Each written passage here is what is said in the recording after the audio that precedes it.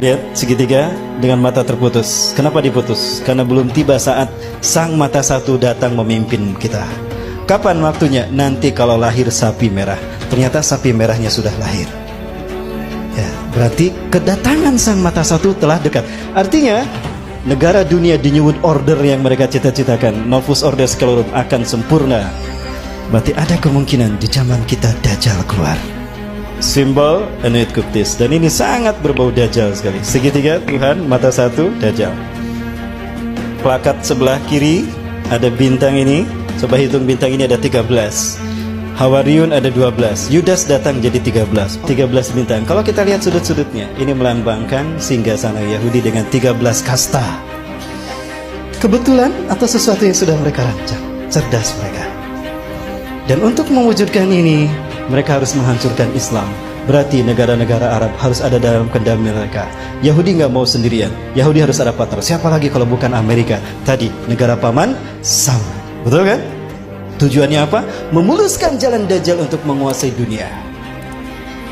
Maka Yahudi melakukannya dengan 3 program besar dunia. 1. Eksodus besar-besaran ke negeri yang dijanjikan Tuhan.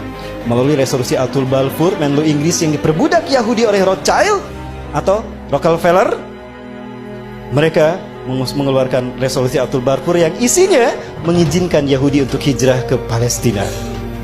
Maka sejak saat itu mereka hijrah setiap 2 minggu sekali 1.000 orang ke tanah Palestina. Kenapa harus Palestina? Karena Palestina adalah jantung dunia. Dia menghubungkan 3 benua. Palestina menghubungkan benua Afrika, Eropa dan Asia. Maka siapapun yang menguasai Palestina, dia menguasai dunia. Yahudi ingin menguasai dunia, maka Palestina harus mereka kuasai.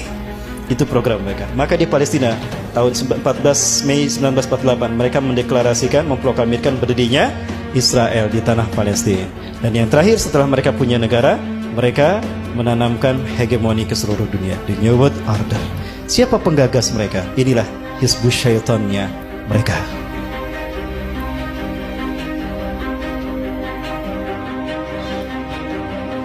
Baik, mereka inilah yang kemudian menciptakan platformnya, langkah demi langkahnya untuk menuju negara dunia.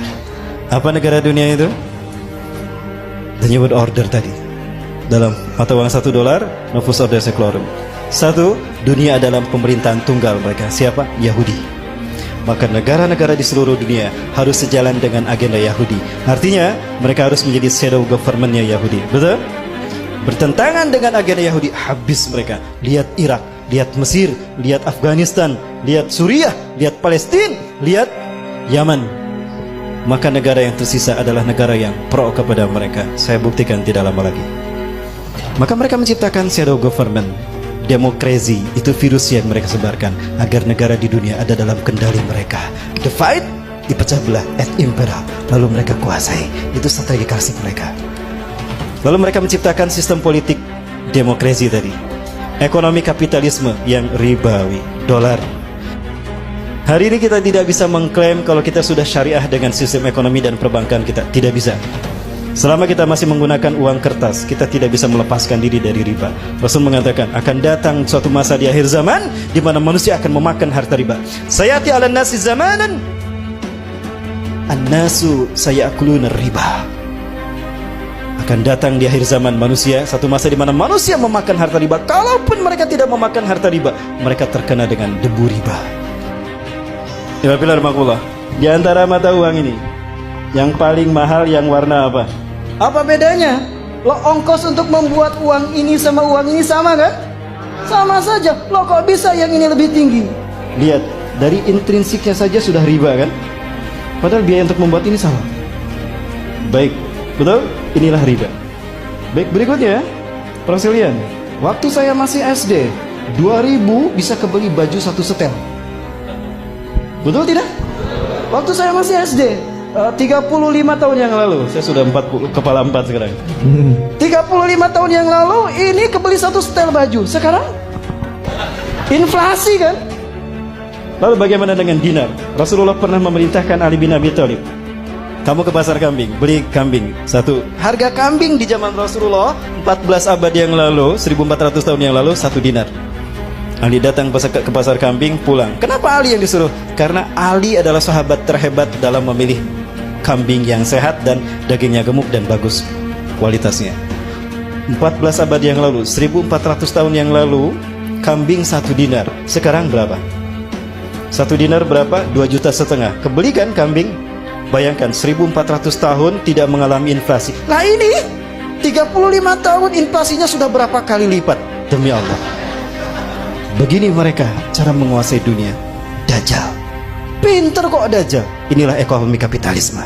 Baik, negara tidak pernah mencetak uang ini. Negara hanya menentukan RAPBN, betul? Sejumlah sekian triliun.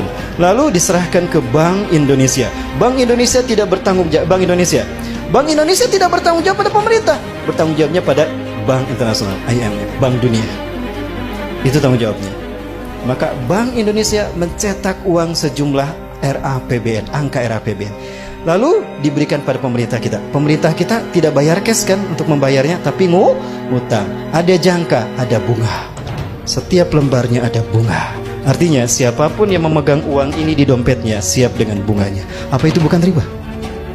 Jadi jangan mengaku syariah kalau masih menggunakan ini.